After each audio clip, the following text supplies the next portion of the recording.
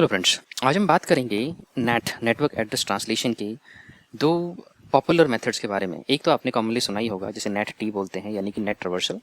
इसके अंदर दूसरा भी होता है जो इससे रिलेटेड होता है, उसे बोलते हैं नेट डी। नेट डी मतलब नेट डिस्कवरी। अब इन दोनों का क्या यूज़ है, हम इसके बारे में थोड़ा सा आगे समझते हैं। अब देखिए, होता क्या है कि ये जो IPsec प्रोटोकॉल होता है और नेट होता है, इन दोनों का आपस में 36 का आंकड़ा होता है। एक दूसरे को बिल्कुल पसंद नहीं करते। अब IPsec बोलता है कि मुझे जो यहाँ से भेजा गया है हेडर में इन्फॉर्मेशन, वो मुझे इंटैक्ट चाहिए, दूसरे एंड पे वैसे की वैसे ही पहुँचनी चाहिए।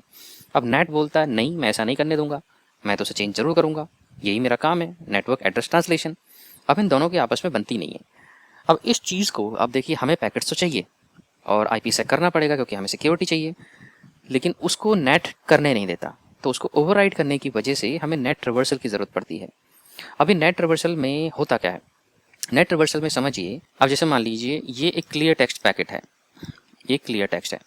अब इस क्लियर टेक्स्ट पैकेट को हम इसे नॉर्मली तो भेजेंगे नहीं, क्योंकि हम IPsec कर रहे हैं, IP सिक्योरिटी, तो इसे क्लियर भेजेंगे नहीं। क्लियर ना भेजने की वजह से हम इसको एक ESP पैकेट के अंदर एनक्रिप्ट करेंगे, क्योंकि हमें इसका एनकैप्सुलेशन चाहिए। सो ये आ गया ESP पैकेट। अब ESP पैकेट आ गया, अब हम उसको दूसरी साइड भेजेंगे। लेकिन प्रॉब्लम क्या होती है कि जो ESP प्रोटोकॉल होता है, इसमें पोर्ट नंबर तो होता ही नहीं है। अब पोर्ट नंबर नहीं होता तो जब हम इसे आगे भेजेंगे बिना पोर्ट नंबर के, तो ये जा ही नहीं पाएगा, क्योंकि नेट और पैट का फंडा ये होता है कि वो IP एड्रेस और पोर्ट के बेसिस पे पैकेट को आगे भेजते हैं। IP एड्रेस तो मिल जाएगा इधर, लेकिन पोर्ट नंबर ESP का जब होता ही नहीं तो मिलेगा कहाँ से। अब ये दिक्कत होती है। इसीलिए क्या किया जाता है, जब हम इस ESP पैकेट को भेजते हैं तो ESP पैकेट के ऊपर एक पोर्ट नंबर चाहिए। उसकी वजह से हम इसका एनकैप्सुलेशन करते हैं, इसको एक UDP हेडर के अंदर डाल देते हैं। अब इसको पोर्ट नंबर चाहिए, उसके लिए क्या किया जाएगा, ये नेट रिवर्सल फीचर में हमें एक UDP पोर्ट 4500 मिलता है। तो क्या किया जाएगा, इस ESP पैकेट को एक और एनकैप्सुलेशन किया जाएगा। वो एनकैप्सुलेशन में क्या होगा, इसके ऊपर UDP पोर्ट 4500 लगा दिया जाएगा। अब उससे क्या हुआ, इसको एक पोर्ट नंबर मिल गया। जो पैट हमारा होता है, पोर्ट एड्रेस ट्रांसलेशन, वो पोर्ट के बेसिस पे काम करता है। अब इसको पोर्ट मिल गया 4500। अब पैट को कोई दिक्कत ही नहीं है, अब पैट के पास सीधा ही चला जाएगा, लो भाई अब हमको भेजो। अब तो IP भी हो गया, पोर्ट नंबर मिल गया, अब तो आप खुश हो, अब भेजो आगे। अब यहाँ पर ये आगे पहुँचेगा और यहाँ पर पैट डिवाइस मिलेगा इसको। अब पैट डिवाइस क्या करेगा, ये जो पोर्ट 4500 है, ये यहाँ पर जो नेट डिवाइस ने लगाया था, वो सोर्स भी और डेस्टिनेशन भी दोनों ही पोर्ट 4500 लगाए थे। अब यहाँ से जब अंदर से बाहर की तरफ जब ट्रैफिक जा रहा है, इनसाइड टू आउटसाइड, तो पैट क्या करेगा, डेस्टिनेशन तो ठीक है, डेस्टिनेशन पोर्ट 4500 वो सही है, लेकिन जो सोर्स जा रहा है, सोर्स पोर्ट 4500, उसको वो एक यूनिक पोर्ट में चेंज कर देगा। और उसका मतलब क्या है, वो ऐसा क्यों करता है। अब देखिए, जब ट्रैफिक यहाँ से जा रहा है तो सिर्फ एक ही साइड तो जाएगा नहीं, उसका कुछ रिटर्न भी आएगा। वो रिटर्न जब आएगा तो पैट को कैसे पता चलेगा कि किस पैकेट का रिस्पॉन्स है ये। उसकी वजह से पैट क्या करता है, इसका जो लोकल IP एड्रेस है उसको एक पब्लिकली राउटेबल IP एड्रेस में चेंज कर देता है, और जो इसका सोर्स पोर्ट है उसको अपनी एक बाइंडिंग डेटाबेस में लिख लेता है कि मैंने इस वाले पोर्ट को इस दूसरे यूनिक रैंडम पोर्ट में चेंज कर दिया था। इससे कि जब भी कोई रिटर्न ट्रैफिक आएगा, मैं उस ट्रैफिक का वापस से उस यूनिक पोर्ट को चेंज करके वापस से 4500 करके इधर भेज दूंगा सोर्स की तरफ, जिसने इसे भेजा था इनिशियली। तो ऐसे करके ये हर ट्रांजैक्शन की प्रॉपर एक मैपिंग कर सकता है डेटाबेस के अंदर, और इसे कन्वर्ट करने में कोई दिक्कत नहीं आती है। तो यहाँ से इसने जब भेजा तो सोर्स पोर्ट को यूनिक रैंडम नंबर कर दिया और डेस्टिनेशन पोर्ट को कर दिया 4500 जो ऑलरेडी था। अब यहाँ पे पहुँच गया। अब यहाँ पे पहुँचने के बाद यहाँ पे से डेस्टिनेशन पे आया। डेस्टिनेशन ने पहले अपना जो इसका UDP रैपर था वो इसको हटा दिया। UDP रैपर हटाने के बाद क्या मिला, सिर्फ ESP पैकेट। अब ESP पैकेट हटाया, ESP पैकेट के हेडर ट्रेलर हटाए, उसके बाद इसे क्या मिला, सिर्फ क्लियर टेक्स्ट जो इसको चाहिए था। तो ऐसे करके इनका काम मिल गया आसानी से। तो ये तो था नेट रिवर्सल का काम, कि नेट रिवर्सल किस तरीके से पैकेट भेजता है, जबकि नेट और IPsec की बनती नहीं है। फिर भी नेट रिवर्सल की वजह से ये पैकेट दूसरी साइड पहुंच जाते हैं, और जो रिसिपिएंट होता है उसको वो मिल जाता है जिसकी उसे तलाश थी। वो क्लियर टेक्स्ट जो मैसेज था, सेफ, सिक्योर, और फिर भी चला गया नेट के थ्रू। अब ये आते हैं यहाँ पे नेट डी। नेट डी मतलब नेट डिस्कवरी। अब ये नेट डिस्कवरी क्या चीज़ है, काफ़ी लोग इसके बारे में नहीं जानते हैं। ये नेट डिस्कवरी जो फंडा है, ये नेट डी, नेट रिवर्सल से रिलेटेड ही है। अब इसमें होता क्या है, नेट डी के अंदर दो इसके फेजेस होते हैं, क्योंकि इसे नेट डिस्कवरी करनी होती है। तो नेट डिस्कवरी के दो पार्ट्स होते हैं। तो पहला काम नेट डी का ये है, ये कंफर्म करना कि दोनों डिवाइसेस जो हैं वो नेट ट्रैवर्सल को सपोर्ट करती हैं कि नहीं करती हैं।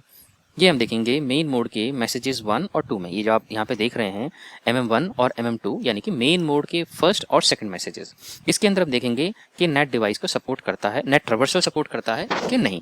अब दूसरे फेज में हम देखेंगे कि जो इनका पाथ है वहाँ पर नेट डिवाइस है कि नहीं, ये उसको भी डिटेक्ट करता है। तो ये नेट डिस्कवरी, नेट डी, बड़ा इंपॉर्टेंट कॉन्सेप्ट है। इसको हम आगे देखते हैं डिटेल में। अभी देखिए, ये यहाँ पर मेन मोड का फर्स्ट मैसेज है। यहाँ पे ओवरऑल आप देख रहे हैं कि यहाँ पे इन टोटल 6 मैसेजेस हैं। 6 मैसेजेस में ये जो मेन मोड का फर्स्ट मैसेज है, इस मेन मोड के फर्स्ट मैसेज हमने क्या कहा कि मेन मोड के फर्स्ट और सेकंड मैसेज के अंदर नेट रिवर्सल चेक करते हैं कि दोनों डिवाइसेस नेट रिवर्सल को सपोर्ट करती हैं कि नहीं। दोनों डिवाइसेस मतलब सोर्स भी और डेस्टिनेशन भी। तो यहाँ से हमने एक साइड से चेक किया कि नेगोशिएशन है नेट रिवर्सल का कि नहीं, ये हमने चेक कर लिया। अब हम जब दूसरी साइड जाएंगे तो दूसरी साइड भी होना चाहिए, दूसरी साइड में भी है। ये मेन मोड का सेकंड मैसेज है और सेकंड मैसेज में भी सेम नेगोशिएशन हुआ, यानी कि हमने कंफर्म कर लिया कि मेन मोड के फर्स्ट और सेकंड मैसेज में नेगोशिएशन दोनों डिवाइसेस नेट टी सपोर्ट करते हैं। रिमेंबर, नेट सपोर्ट नहीं देख रहे हैं हम देख रहे हैं नेट रिवर्सल का सपोर्ट करते हैं कि नहीं करते हैं। ठीक है, तो ये कंफर्म हो गया। अब हम आगे बढ़ते हैं। अब बात होती है दूसरे पार्ट की। दूसरा पार्ट मतलब पैकेट्स 3 और 4। अब पैकेट 3 और 4 में इसे क्या डिटेक्ट करना होता है, ये डिटेक्ट करता है कि नेट डिवाइसेस इस पाथ पे हैं कि नहीं है। अब ये कैसे डिटेक्ट होगा? इसे डिटेक्ट करने के लिए थोड़ा सिंपल सा फंडा है। क्या करता है ये कि जो सोर्स आईपी और सोर्स पोर्ट नंबर होता है ट्रैफिक का, और जो डेस्टिनेशन आईपी एड्रेस और डेस्टिनेशन पोर्ट नंबर होता है, इनका सेपरेट हैश निकाला जाता है। मतलब सोर्स आईपी और उसका पोर्ट नंबर, उसका एक हैश निकाला जाएगा, और डेस्टिनेशन आईपी और डेस्टिनेशन पोर्ट नंबर, उसका एक हैश निकाला जाएगा। वो हैश फर्स्ट साइड से, सेंडर साइड से निकाला जाएगा और दूसरी साइड पे भेजा जाएगा, यानी कि रेसिपिएंट साइड में। तो यहाँ पर आप मेन मोड का पैकेट नंबर 3 देख रहे हो, यानी कि सेंडर साइड ने अपना एक हैश भेजा। ये जो आप हैश देख रहे हो, ये मेन मोड के थर्ड पैकेट में इस साइड ने अपना हैश भेजा, एड्रेस एंड पोर्ट। ठीक है, अब ये हैश भेजने के बाद, हैश भेजने का फ़ायदा क्या होता है? हैश का सबसे बड़ा फ़ायदा ये होता है कि अगर इसमें एक हल्का सा भी चेंज हो गया इसके कंटेंट में, तो जो हैश वैल्यू है वो कम्प्लीटली चेंज हो जाती है और वो इरिवर्सिबल है। मान लीजिए आपने यहाँ पर एक पूरे इस कंटेंट में, मान लीजिए एक टेक्स्ट फाइल है ये, उसका आपने हैश निकाला था।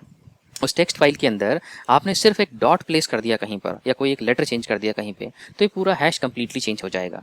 अब अगर आपने दोबारा से अंडू किया उसको, यानी कि उस डॉट को या लेटर जो आपने चेंज किया था उसको एज इट इज़ वापस चेंज कर दिया, बिल्कुल जैसा था वैसा कर दिया, उसके बाद भी वो हैश सेम नहीं हो पाएगा। वो एक बार चेंज हो गया तो हो गया। इससे पता चल जाता है कि वहाँ पर कुछ चेंजेस हुए हैं इन द पाथ, इससे वो चीज़ पकड़ में आ जाती है। तो इसीलिए हैश की इतनी ज़्यादा इंपॉर्टेंस है। अब यहाँ पे हैश भेजा गया एड्रेस और पोर्ट नंबर का, तो एक साइड से हैश भेजा गया, अब दूसरी साइड से भी भेजा जाएगा। ये है पैकेट नंबर 4, यानी कि मेन मोड का पैकेट 4। अब यहाँ से भी हैश आया है, ठीक है, hash of the address and port. अब इन दोनों हैश को मैच किया जाएगा, दोनों साइड की जो हैश है इनको मैच किया जाएगा। मैच क्यों किया जाएगा? अब देखिए, अगर मान लीजिए ये जो हैश है ये एग्जैक्टली सेम है, यानी कि दोनों जो हैश भेजे गए थे, दोनों वैल्यूज़ वो एग्जैक्टली अगर सेम है, इसका मतलब कुछ भी चेंज नहीं हुआ है। यानी कि जो आईपी एड्रेस और जो पोर्ट नंबर भेजा गया था वो एज इट इज़ हमारे पास आ गया है, कुछ भी चेंज नहीं हुआ है। अब अगर आईपी और पोर्ट नंबर चेंज नहीं होगा, इसका क्या मतलब है? इसका मतलब है कि कोई नेट डिवाइस है ही नहीं, नेट करने वाला कोई डिवाइस बीच में है ही नहीं। अगर होता तो नेट का तो काम है ही ये चेंज करना आईपी और पोर्ट को, वो कर देता, पर नहीं हुआ। एग्जैक्टली सेम हैश हमें मिला है, इसका मतलब बीच में कोई नेट डिवाइस नहीं है जो उसको चेंज कर सके। इसका मतलब हम स्मूथली विदाउट एनी इश्यूज हम आगे बढ़ सकते हैं, कोई प्रॉब्लम नहीं है।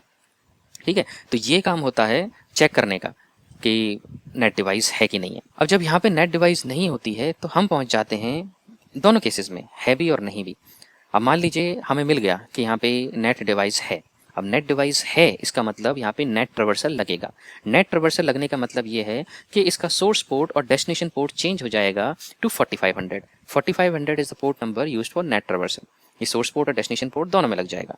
और लगने के बाद ये, जैसा कि मैंने फर्स्ट पेज में बताया था, ये पैड डिवाइस के थ्रू जाएगा ये ट्रैफिक। अब पैड डिवाइस के थ्रू जाएगा तो पैड डिवाइस इस सोर्स पोर्ट 4500 को चेंज कर देगा, एक यूनिक हाई रैंडम नंबर में, रैंडम पोर्ट में चेंज कर देगा अपनी बाइंडिंग के पर्पस के लिए कि रिटर्न ट्रैफिक आएगा तो मैं वापस इस मैपिंग के थ्रू इसे भेज दूंगा और किसी को पता भी नहीं लगेगा। लेकिन डेस्टिनेशन पोर्ट को पैड डिवाइस बीच में टच नहीं करेगा। Destination port as it is जाएगा 4500, जिससे कि पता चले कि ये जाना कहाँ पर है। डेस्टिनेशन पोर्ट तो अनचेंज रहना चाहिए ना, अदरवाइज पता कैसे चलेगा कहाँ जाएगा ये। तो इसीलिए इसको छोड़ दिया जाता है। अब यहाँ पे मेन मोड 5 में हमने ये लगा दिया नेट ट्रैवर्सल।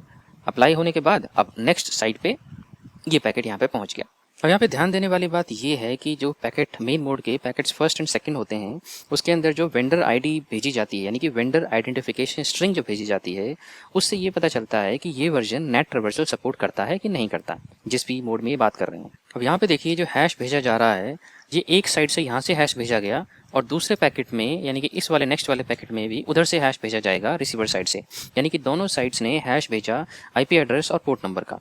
तो जिधर से जो सेंडर साइड है उसने सोर्स आईपी एड्रेस और सोर्स पोर्ट नंबर उसका एक हैश भेजा, यानी कि नेट डी पेलोड भेजा, उस हैश को हम नेट डी पेलोड बोलते हैं, वो भेजा। और दूसरा भेजा डेस्टिनेशन आईपी एड्रेस और डेस्टिनेशन पोर्ट नंबर, वो दूसरा सेकंड पेलोड भेजा। नॉर्मली दो ही नेट डी पेलोड भेजे जाते हैं। सिमिलरली दूसरी साइड से भी जब दूसरी साइड की टर्न आएगी, यानी कि नेक्स्ट पैकेट नंबर 4 में, वो भी ऐसे ही करेगा। वो भी अपनी तरफ से जो नेट डी पेलोड भेजेगा उसमें सोर्स आईपी और सोर्स पोर्ट नंबर उसका एक हैश और डेस्टिनेशन आईपी और डेस्टिनेशन पोर्ट नंबर उसका एक हैश। तो दोनों साइड से इन्फॉर्मेशन एक्सचेंज होगी। फिर ये दोनों साइड बैठ के कैलकुलेट करेंगे कि जो मैंने इधर से भेजा जो उधर से आ रहा है, यानी कि नेट तो उन्हें दोनों को चेक करना है, इधर से जो भेजा मैंने जो भेजा वो हैश और ये वाला जो हैश मेरे पास आया है ये हैश, ये दोनों सेम है कि नहीं है। जब दोनों साइड्स ने ये चेक कर लिया और कंफर्म कर लिया कि हाँ भाई हैशेस चेंज हुए हैं, इसका मतलब यहाँ पे नेट डिवाइस बीच में है। जब नेट डिवाइस बीच में होगी तो ये क्या करेंगे, अभी तक जो पोर्ट चल रहा था वो सोर्स पोर्ट और डेस्टिनेशन पोर्ट चल रहा था 500। ये देखिए आप स्क्रीन पर, अभी तक जो स्टार्टिंग के पैकेट से यहाँ से लेके जो अभी तक चल रहा था वो सोर्स पोर्ट और डेस्टिनेशन पोर्ट 500 चल रहा था। जैसे ही इनको पता चल गया कि यहाँ पे नेट डिवाइस बिटवीन है, तो ये क्या करेंगे, इस सोर्स पोर्ट और डेस्टिनेशन पोर्ट को चेंज कर देंगे नेट रिवर्सल में। नेट रिवर्सल मतलब यूडीपी पोर्ट 4500 सोर्स और डेस्टिनेशन पोर्ट दोनों के लिए। और यहाँ से फिर आगे की कहानी चलेगी जो कि हमारे 5 और 6 पैकेट्स में चलती है, यानी कि इन पैकेट्स के थ्रू। और यही कंटिन्यू होगी जो नेक्स्ट एग्रेसिव मोड या क्विक मोड दोनों नाम से बोला जाता है, उसमें कंटिन्यू होगी ये आगे सेम 4500 पोर्ट से। तो अगर इंटरव्यू में आपसे पूछा जाता है कि ये जो सोर्स पोर्ट नंबर और डेस्टिनेशन पोर्ट नंबर चेंज होते हैं, ये 500 से 4500 पे चेंज होते हैं, कौन से पैकेट में चेंज होते हैं, तो ये चेंज होते हैं मेन मोड की पैकेट नंबर 5 और 6 के अंदर। अब यहाँ पे बाकी तो सब ठीक है, लेकिन एक छोटी सी दिक्कत है। छोटी सी क्या, इनफैक्ट बड़ी दिक्कत है।